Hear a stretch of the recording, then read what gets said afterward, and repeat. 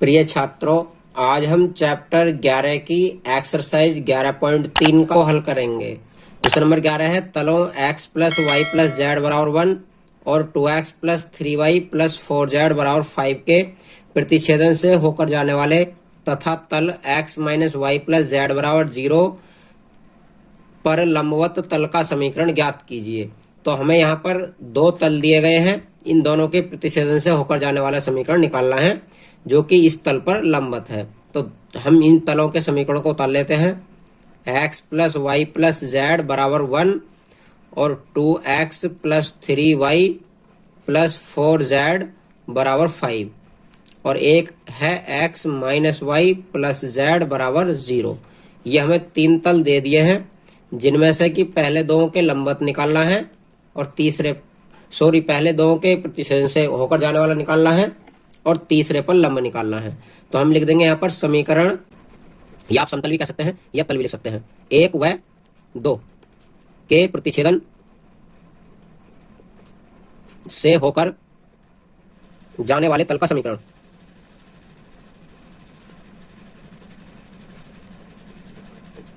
तो इसका जो मानक रूप है समीकरण का वो होता है a1x v1y plus c1z minus d1 और प्लस लैम्डा। ये फॉर्मूला हमने आपको पीछे लिखवा दिया है, a2x b2y plus c2z minus d2 और बराबर होता है 0। यह हमारा दो तलों के प्रतिच्छेदन से होकर जाने वाले तल का समीकरण है। यहाँ पर पहला वाला तल रख देते हैं जो कि ये वाला दिया है। तो ये हो जाएगा x plus y plus z और माइनस d1 का मतलब है जो भी ये हमारा राइट हैंड में, ये लेफ्ट हैंड में हमें लाना होगा माइनस में। इसी प्रकार लैम्डा के साथ उतार देंगे दूसरा वाला तल, 2x plus 3y plus 4z और माइनस 5 और बराबर हो जाता है 0। अब इस लैम्डा की मल्टीप्लाई करते हैं अंदर। इस लैम्डा की मल्टीप्लाई अंदर करेंगे तो ये x plus y plus z minus 1 plus 2 lambda x हो जाएगा, ये 3 लैम्डा y हो जाएगा, ये 4 लैम्डा z हो जाएगा और ये 5 लैम्डा हो जाएगा, बराबर हो जाएगा 0। अब जो x y के जो गुणांक है उन्हें अलग अलग कर लेते हैं। x इनसे कॉमन लेंगे हम तो यहाँ से 1 बचेगा, यहाँ से 2 लैम्डा बचेगा और x को ले लेंगे कॉमन इस प्रकार से। इसी प्रकार y वालों में से y कॉमन लेंगे तो यहाँ से 1 बचेगा, यहाँ से प्लस का 3 लैम्डा बचेगा और ये y आ जाएगा कॉमन। इसी प्रकार z वालों में से z कॉमन लेंगे, यहाँ से 1 बचेगा, यहाँ से 4z बचेगा, 4 लैम्डा बचेगा और z आ जाएगा कॉमन। इसी प्रकार से यहाँ से 1 बचेगा ये और यहाँ से माइनस का 5 लैम्डा बचेगा, बराबर हो जाता है 0। अब इस समीकरण को मान लेते हैं हम 4, क्योंकि 3 हम पहले ही मान चुके। अब सवाल में कहा गया है कि जो ये तल निकाला है हमने समीकरण 1 और 2 के प्रतिच्छेदन वाला, तो ये प्रतिच्छेदन वाला जो तल है ये 4 वो 3 पर लंब है। तो हम लिख देंगे यहाँ पर मैं समतल 3 और उतार देता हूँ। समतल 3 हमारा x minus y plus z बराबर 0 और यह है हमारा तीसरा समतल। यहाँ पर लिख देते हैं हम, चूंकि तल 3 व 4 परस्पर लंब है और अगर ये लंब होते हैं तो फिर दिक् अनुपात यहाँ से हो जाएगा 1 प्लस 2 लैम्डा, यहाँ से हो जाएगा दिक् अनुपात 1 प्लस 3 लैम्डा, क्योंकि एक्स वाई के गुणांक होते हैं दिक् अनुपात, और यहाँ से हो जाएगा 1 प्लस 4 लैम्डा। इसी प्रकार दूसरी वाली समीकरण से लिखेंगे तो ये a2 मान लेंगे, ये दूसरा b2 और ये c2 मान लेंगे। a2 का मान लिखेंगे यहाँ से 1x का गुणांक, यहाँ से y का गुणांक -1 और यहाँ से z का गुणांक 1।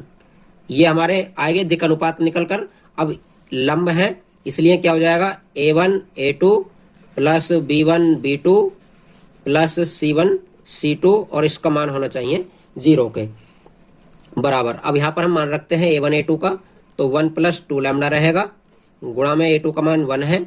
इसी प्रकार b1 का मान रखते हैं तो 1 प्लस 3 लैम्डा रहेगा, इसका मान -1 है ये वाला, और c2 का मान रखते हैं तो 1 प्लस 4 लैम्डा रहेगा और गुणा में 1 रहेगा। ये दोनों के मान हमने रख दिए c1 c2 के, बराबर हो जाएगा 0 के। अब इसे हल करते हैं तो यहाँ से हमारा लैम्डा का मान निकल आएगा। ये हो जाता है 1 से मल्टीप्लाई करेंगे कोई अंतर नहीं पड़ता है, इसलिए 1 प्लस 2 लैम्डा रहता है सेम। यहाँ पर -1 से मल्टीप्लाई करते हैं तो माइनस का 1 माइनस का 3 लैम्डा हो जाएगा और यहाँ से 1 से मल्टीप्लाई करते हैं तो 1 प्लस 4 लैम्डा ही रहेगा बराबर 0।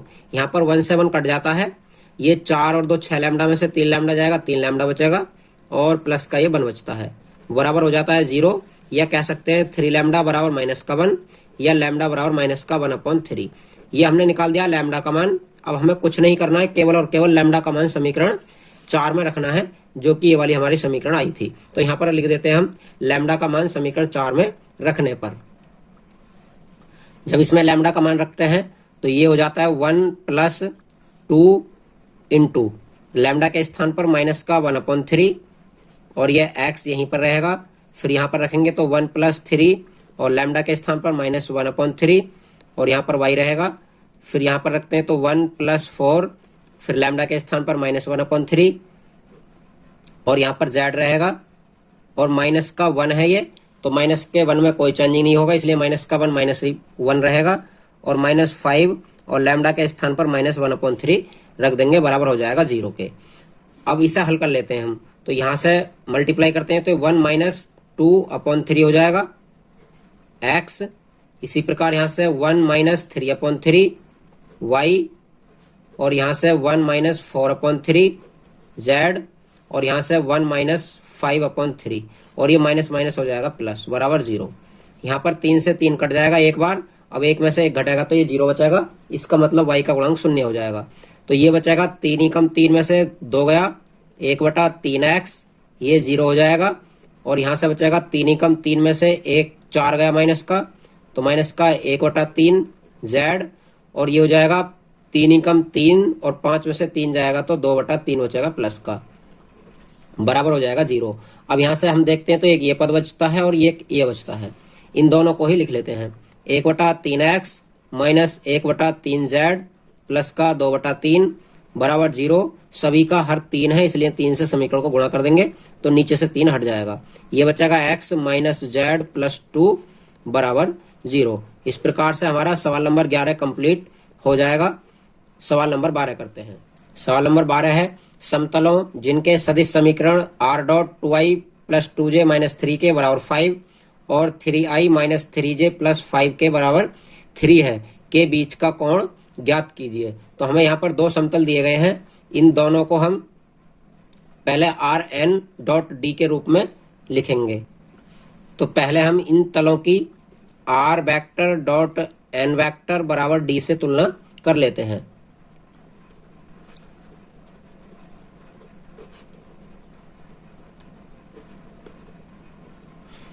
जब इसकी इससे तुलना करते हैं तो r से r कट जाता है, समीकरण 1 में से हमारा n1 का मान आ जाएगा ये 2i + 2j - 3k। इसी प्रकार समीकरण 2 में से इसे n2 मान लेंगे, क्योंकि यहाँ पर भी r से r कट जाएगा और ये हो जाएगा n2 का मान। n2 बराबर हो जाएगा 3i - 3j + 5k। ये हमने n1 n2 के मान निकाल लिए हैं। अब इन दोनों के बीच का कोण निकालने के लिए हमें फॉर्मूला लगाना होगा कोण वाला। तो लिख देंगे, यदि समतल 1 व 2 के बीच का कोण थीटा है तब क्या होता है, cos थीटा बराबर n1.n2 बटा n1 का मापांक डॉट n2 का मापांक। तो ये हमारा फॉर्मूला है और ये इसका मोड है। अब इसमें मान रख देते हैं n1 और n2 के और सीधा सीधा हमारा आंसर आ जाएगा। जब मान रखते हैं तो n1 के स्थान पर n1 का मान रखेंगे 2i + 2j - 3k dot n2 का मान रखते हैं 3i - 3j और +5k अपॉन, अब नीचे इन्हीं का हम मापांक रख देते हैं तो ये हो जाएगा 2 का स्क्वायर, फिर ये भी 2 का स्क्वायर और ये -3 का स्क्वायर। n2 का मापांक रखते हैं तो 3 का स्क्वायर -3 का स्क्वायर और +5 का स्क्वायर और पूरे का लगा देते हैं मोड। अब यहाँ से ऊपर हम डॉट प्रोडक्ट करते हैं तो 3 दूनी 6 और यहाँ से हो जाएगा 2 तिया -6 और ये हो जाएगा 3 पंजे -15। यहाँ पर हमारा 6 से 6 कट जाएगा और नीचे का वर्क खोलते हैं तो ये 2 दूनी 4, फिर 4 और फिर 3 तिया 9। यहाँ से हो जाएगा 3 तिया 9, 3 तिया 9 और 5 पंजे 25। ऊपर से बचता है -15 और नीचे से हो जाता है ये 4 4 8 9 17 और 9 9 18 25, ये हो जाता है 18 25 43। इन दोनों की मल्टीप्लाई करते हैं तो मल्टीप्लाई करने के बाद हो जाता है ये अब यहाँ पर मोड लगा हुआ है तो मोड के अनुसार ये माइनस का चिन्ह हट जाएगा, तो ये बचेगा 15/17 और 17 चौका 68 और 5 हो जाएगा 73। तो ये हो जाता है 731 और ये चल रहा है पहले से cos थीटा बराबर। हमें निकालना है थीटा का मान, तो थीटा बराबर कर देंगे cos इनवर्स 15/√731। इस प्रकार से हम प्रश्न नंबर 12 को कंप्लीट कर लेंगे। तो प्रश्न नंबर 13 दिया गया हमें, निम्नलिखित प्रश्नों में ज्ञात कीजिए कि क्या दिए गए समतलों के युग्म समांतर हैं अथवा लंबवत हैं, और उस स्थिति में जब ये न तो समांतर हैं और न ही लंबवत हैं तो उनके बीच का कोण ज्ञात कीजिए। तो हमें यहाँ पर दो तल दिए गए हैं, इन दोनों को हमें समांतर चेक करना है, लंबवत चेक करना है, और यदि इन दोनों में से नहीं है तो फिर उनके बीच का कोण निकालना है। अब इन्हें लंबवत और समांतर चेक करने के लिए हमारे पास होने चाहिए इनके दिक् अनुपात। तो हम यहाँ पर लिख देते हैं ax plus vy plus cz बराबर d से तुलना करने पर।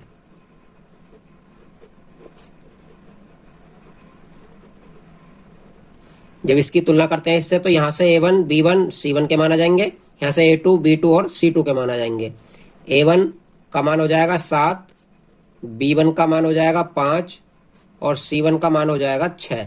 इसी प्रकार a2 का मान हो जाएगा 3, b2 का मान हो जाएगा -1 और c2 का मान हो जाएगा -10। अब यहाँ से यदि तल समांतर है तो क्या होना चाहिए, a1/a2, b1/b2 और c1/c2 आपस में बराबर होने चाहिए। यहाँ से हम मान रख देते हैं इनके, यदि बराबर आते हैं तो तल समांतर होंगे। तो ये हो जाएगा 7/3, ये हो जाएगा 5/-1 और ये हो जाएगा 6/-10।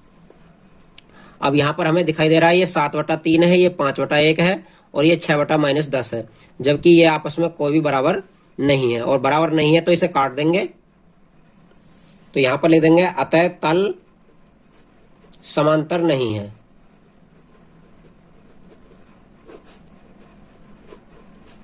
अब चेक करते हैं कि लंबवत है या नहीं है। लंबवत के लिए होता है a1 a2 plus b1 b2 plus c1 c2 बराबर 0। यहाँ पर इनके मान रख लेते हैं।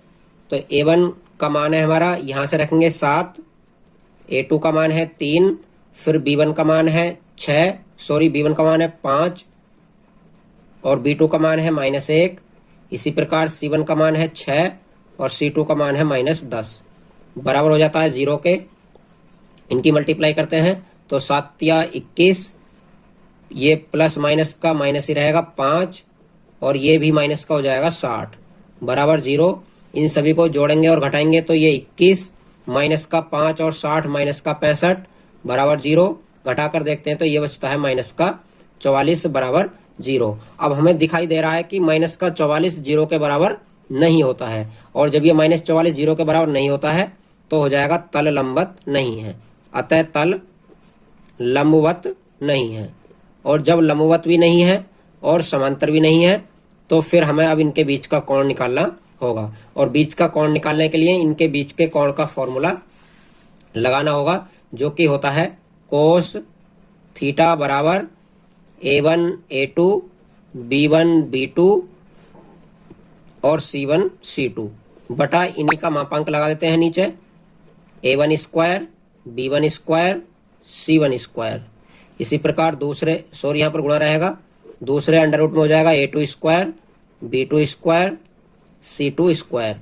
ये हमने इनके फॉर्मूले लग दिया है बीच का कोण निकालने का। उसके बाद अब हम ऊपर से इनके मान रख लेते हैं। कोस थीटा बराबर मान रखेंगे तो जो ये a1 a2 b1 b2 c1 c2 का मान है ये माइनस का 44 ही आएगा, क्योंकि अभी हमने निकाला है। और नीचे रख देते हैं पूरी वैल्यू इनकी। ये हो जाएगा 7 का स्क्वायर 5 का स्क्वायर और 6 का स्क्वायर। दूसरे अंडर रूट में दूसरे वाले मान रखते हैं a2 b2 और c2 के। a2 का मान 3 का स्क्वायर, फिर b2 का मान -1 का स्क्वायर और c2 का मान -10 का स्क्वायर। इसका लगाते हैं मोड। मोड यहाँ पर भी लगेगा, और ये मोड इसलिए लगता है ताकि इसके अंदर से माइनस की वैल्यू निकल कर ना आए। हल करेंगे तो ये माइनस का 44 मोड के कारण प्लस का 44 हो जाएगा। नीचे इनका वर्क करते हैं तो वर्क करने के बाद ये हो जाता है 49 प्लस 25 और प्लस 36। इसी प्रकार इनका वर्क करते हैं तो ये 9, 1 और 100 हो जाएगा। मैंने मोड हटा दिया है क्योंकि ऊपर माइनस का चिन्ह प्लस कर दिया है।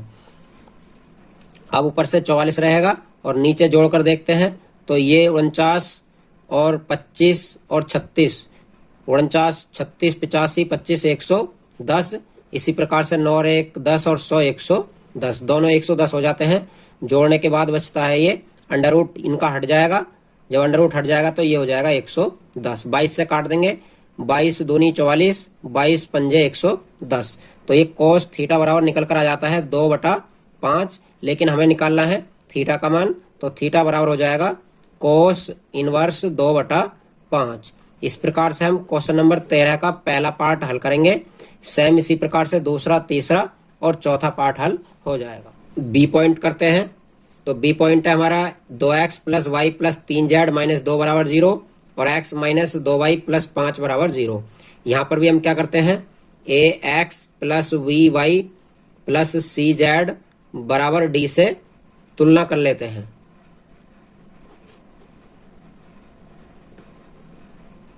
तो यहां से a1, b1 और c1 के मान निकलकर आ जाएंगे। a1 का मान हो जाएगा 2, b1 का मान हो जाएगा 1 और c1 का मान हो जाएगा 3। इसी प्रकार से दूसरे समीकरण से a1 का मान हो जाएगा 1, b1 का मान हो जाएगा माइनस का 2 और ये 2 है, 1 1 ऊपर वाले थे और ये भी 2 है, बराबर हो जाएगा c2 का मान यहाँ से x y और यहाँ पर z का पद नहीं है तो c2 का मान क्या माना जाएगा इसमें 0। अब हम वही समांतर के लिए a1 बटा a2, b1 बटा b2 और c1 बटा c2 का फॉर्मूला लगा लेते हैं।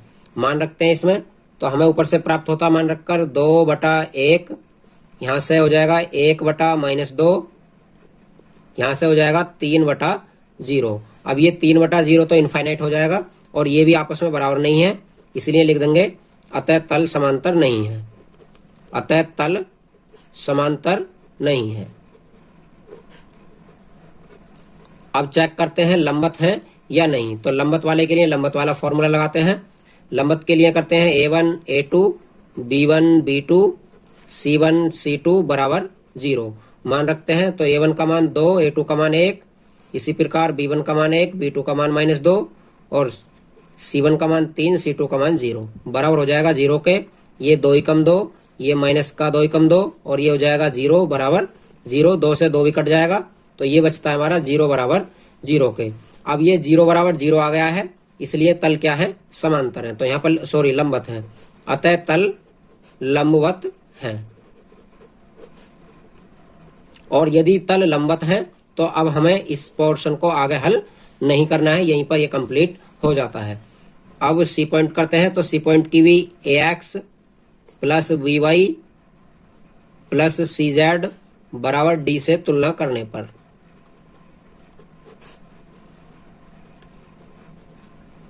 तो हमें यहाँ पर a1 का मान 2, b1 का मान -2 और c1 का मान 4 मिलता है। इसी प्रकार a2 का मान यहाँ से 3, b2 का मान -3 और c2 का मान 6 मिलता है। समांतर के लिए समांतर वाला फॉर्मूला लगा लेते हैं, a1 बटा a2 b1 बटा b2 c1 बटा c2। मान रखते हैं तो a1 का मान 2/3 हो जाएगा। इसी प्रकार ये माइनस का 2/-3 हो जाएगा, यहाँ से 4/6 हो जाएगा। काटेंगे तो ये माइनस से माइनस कट जाएगा, ये 2 दूनी 4, 2 तिया 6, 3 बार कट जाएगा। अब यहाँ से बचता है हमारा 2/3 बराबर बचता है 2/3 और ये भी बचता है 2/3। सभी पोर्शन 2/3 2/3 है तो लिख देंगे अतः तल समांतर है। यहाँ पर तल समांतर है तो अब इसे आगे हल नहीं करेंगे, ये पोर्शन यहीं पर कंप्लीट हो जाता है। नेक्स्ट करते हैं डी। डी दिया गया हमें 2x minus y plus 3z minus 1 बराबर 0, 2x minus y plus 3z plus 3 बराबर 0। तो यहाँ पर भी हम इसकी तुलना करते हैं ax by plus c z बराबर डी से तुलना करने पर। तो यहां से हमें A1 A2 B1 B2 और C1 C2 के मान निकालने हैं। A1 का मान हो जाएगा यहां से 2, B1 का मान हो जाएगा यहां से -1 और C1 का मान हो जाएगा ये 3। इसी प्रकार से दूसरे वाले समीकरण में से A1 x का गुणांक होता है, ये A2 है। इसी प्रकार B2 y का गुणांक हो जाएगा -1 और C2 z का गुणांक हो जाएगा 3। फिर चेक करते हैं तल समांतर हैं या नहीं है। समांतर के लिए A1 बटा A2, B1 बटा B2 और C1 बटा C2 होना चाहिए। A1 का मान 2 बटा 2 हो जाएगा, B1 का मान भी -1 बटा -1 हो जाएगा और ये वाला भी 3 बटा 3 हो जाएगा। ये कट जाएगा, ये माइनस से माइनस कट जाएगा, ये 2 से 2 कट जाएगा, तो ये एक एक बार कट जाते हैं। इसलिए यहाँ से बचता है 1 बटा 1, यहाँ से भी 1 बटा 1 और यहाँ से भी 1 बटा 1। ये तीनों अनुपात बराबर आ गए हैं। अतः तल समांतर हैं। तो यहाँ पर भी तल समांतर हैं, इसलिए इसे आगे हल नहीं करेंगे। डी पॉइंट भी यहीं पर कंप्लीट हो जाता है। अब बचता है ई पॉइंट। इस ई पॉइंट को आप स्वयं करेंगे, क्योंकि मैंने ऊपर 4 पॉइंट करवा दिए हैं, उसी प्रकार से आप इसे करेंगे। यदि आपसे ये नहीं होता है तो आप मुझे कमेंट बॉक्स में बताना, मैं आपको अगली वीडियो में इस सवाल को कवर करा दूंगा। सवाल नंबर 14 करते हैं। सवाल नंबर 14 है, निम्नलिखित प्रश्नों में प्रत्येक दिए गए बिंदु से दिए गए संगत समतलों की दूरी ज्ञात कीजिए। तो यहाँ पर हमें इस वाले बिंदु की दूरी इस समतल से ज्ञात करनी है, इसी प्रकार इस बिंदु की दूरी इस समतल से ज्ञात करनी है और नीचे भी इसी प्रकार हमें ज्ञात करनी है। तो यहाँ पर जो ये बिंदु दिए गए हैं, ये मान लेने हमें x1, y1 और z1, और ये बिंदु हो जाएंगे हमारे 0, 0 और 0। ये हमारा समतल है, तो इसे हम ax, by, cz और बराबर d के रूप में पढ़ते हैं। लेकिन हमें इस 3 को इधर लेकर आना है, तो ये पढ़ लेना हमें इधर, इसे लिख देते हैं डायरेक्ट समतल। तो समतल हो जाता है हमारा 3x - 4y + 12z और माइनस का 3 कर लेंगे, इसे बराबर हो जाएगा 0 के। आपको प्रत्येक समीकरण में ये जो d की वैल्यू है वो इधर लानी है, और जिसमें इधर ही है उसमें कोई प्रॉब्लम नहीं है। अब यहाँ से हमें इस बिंदु से इस समतल की दूरी निकालनी है, तो लिख देते हैं बिंदु x1, y1, z1 से समतल किसकी ax + by + cz बराबर d की दूरी। तो इसके लिए फॉर्मूला लगाते हैं दूरी का। ये होता है d बराबर ax1 by1 cz1 minus d बटा √ a² + b² + c², और ये लगा देंगे इसका मोड, ताकि अंदर से माइनस का ना निकल कर आए, क्योंकि दूरी माइनस में नहीं होती है। मान रखते हैं ऊपर से।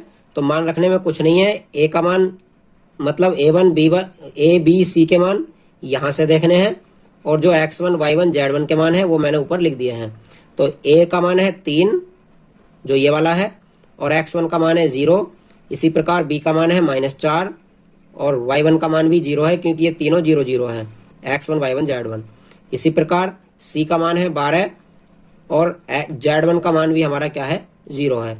माइनस d का मान 3 हो जाएगा, जो कि ये वाला है। और नीचे अब इन्हीं का स्क्वायर लगाते हैं, तो 3 का स्क्वायर -4 का स्क्वायर और फिर 12 का स्क्वायर, मोड लगा देंगे।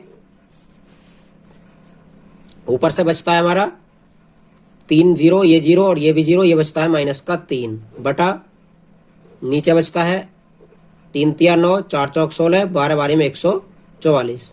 जोड़कर देखते हैं ये, तो ये मोड से माइनस हटा देंगे, हम 3 लिख देंगे, और इन्हें जोड़कर देखते हैं तो ये 16, 9, 25 और 44 हो जाएगा 169। 169 का वर्गमूल निकाल देंगे, तो 169 का वर्गमूल होता है 13। ये डी बराबर हो जाएगा हमारा पहले पोर्शन का आंसर, और यहाँ पर लिख देते हैं मात्रक, क्योंकि ये दूरी है। इसी प्रकार से सेकंड पोर्शन करते हैं। पार्ट बी है इसका, x1 y1 और z1 बराबर है हमारा 3 - 2 1, 3 - 2 1, और जो समतल है वो है 2x minus y plus 2z plus 3 बराबर 0 के। अब यहाँ पर हम d बराबर फॉर्मूला लगाते हैं। फॉर्मूला वही रहेगा जो अभी लगाया था, तो यहाँ पर मैं डायरेक्ट लिख देता हूँ अब की बार दूरी d बराबर mod ax1 by1 cz1 minus d बटा under root a square b square c square मान रखते हैं। तो a का मान ये माना जाएगा 2 और x1 का मान ये है 3। इसी प्रकार b का मान माना जाएगा यहाँ से माइनस का 1 और y1 का मान माना जाएगा माइनस का 2, तो माइनस का 1 और माइनस का 2। इसी प्रकार c का मान है 2 और c z1 है, तो z1 का मान है हमारा यहाँ से 1 और माइनस d। अब की बार माइनस d करेंगे तो हमारा पहले से इधर प्लस का 3 दिया गया है, तो ये हो जाएगा प्लस का 3 बटा नीचे a1 b1 c1 है 2 माइनस 1 और 2, ये यहाँ से ले लिए जाते हैं a1 b1 c1 या a b c जो भी आप बोलें। ऊपर से मल्टीप्लाई करते हैं 2 तिया 6 2 कम 2 2 कम 2 और माइनस का 3 और नीचे हो जाएगा 4 1 4। जोड़ते हैं तो ऊपर 6 2 8 2 10 में से 3 गया 7, नीचे 4 और 4 8 और 1 9। 9 का अंडर रूट निकालेंगे तो 9 का अंडर रूट होता है 3। इस प्रकार से d बराबर आ जाएगा 7/3 मात्रक। ये हमारा सेकंड पार्ट भी कंप्लीट हो जाता है। अब बचता है पार्ट थर्ड और फोर्थ। सॉरी, ये प्लस का 3 था तो हमसे माइनस का हो गया धोखे से। 6 2 8 2 10 और 3, ये हो जाएगा 13/9 और ये हो जाएगा 13/3 मात्रक। अब हमारे पास बचते हैं C और D। इन दोनों ही पार्टों को आप स्वयं करेंगे। यदि आपसे नहीं होता है तो आप मुझे कमेंट बॉक्स में बताना, मैं आपको अगली वीडियो में इन्हें करा दूंगा। लेकिन मुझे उम्मीद है कि आप ऊपर के दोनों सवालों की तरह इन दोनों सवालों को स्वयं कर लेंगे। वीडियो देखने के लिए धन्यवाद। यदि इस चैनल की वीडियो पसंद आती है तो चैनल को सब्सक्राइब करें, वीडियो को लाइक करें, शेयर करें। जय हिंद।